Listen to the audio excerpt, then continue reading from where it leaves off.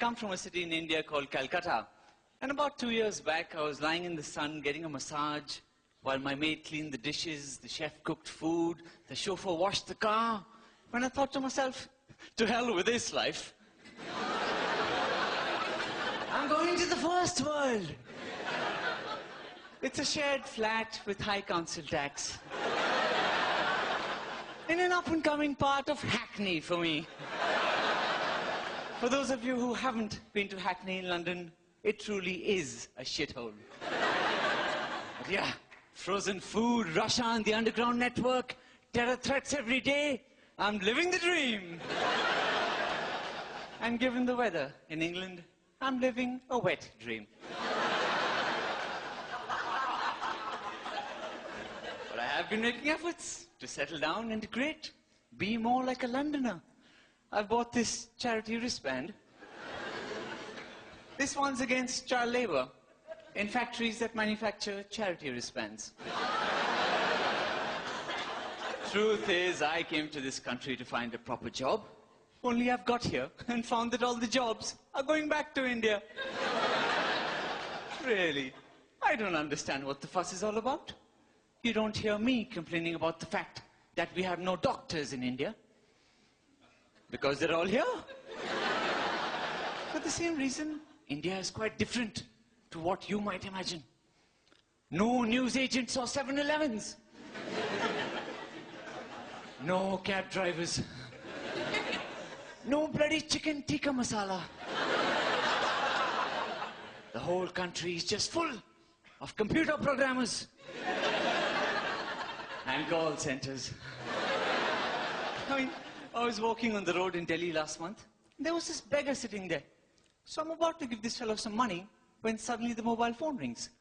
So I'm looking to see where my phone might be, and this fellow whips up a mobile phone. To give him some credit, a homeless guy is not exactly going to have a landline. But then he throws off his blanket and there's a laptop computer there. And he talks into this phone. Customer service. This is Christopher speaking. I know this fuss about you come over here, take our jobs.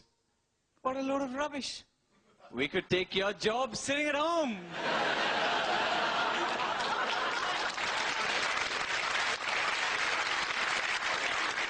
Anyway, what can I say? My grandfather was quite keen for me to come to the UK. He used to say that the sun never sets on the British Empire. Of course, I've got here and found that the sun never bloody rises in the British Empire. You know, when I got to this country at immigration, they put me through a Britishness test. And I thought to myself, are we so different from Great Britain? You're the only country I know that puts an adjective before their name. I mean, why not amazing Britain? A fucking awesome Britain! Then even the abbreviation can be fab. But I mean, are we so different? Half of your public transportation is bollocks. Half of our public transportation is bullocks. You waste far too much time talking to somebody who you think is an idiot at the other end of a call center telephone call. So do we. You show sex in your movies. We show men and women running around flowers and trees. Yet we've hit a population of 1.1 billion.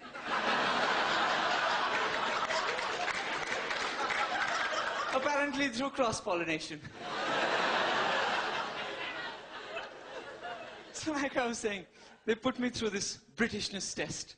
The most confusing multiple choice questions. Complete the sentence. To be or not to A. B. B. C. I mean, of course I passed. And then this officer comes up to me and he says, your English is pretty good for an Indian, isn't it? So I said, well, you're not doing too bad yourself. For a man with no career prospects and a looming pensions crisis. By the way, it's not in it, it's isn't it, asshole. You see, You can't afford to mess with us Indians. You may have ruled us for 200 years, but you didn't expect us to follow you back, did you?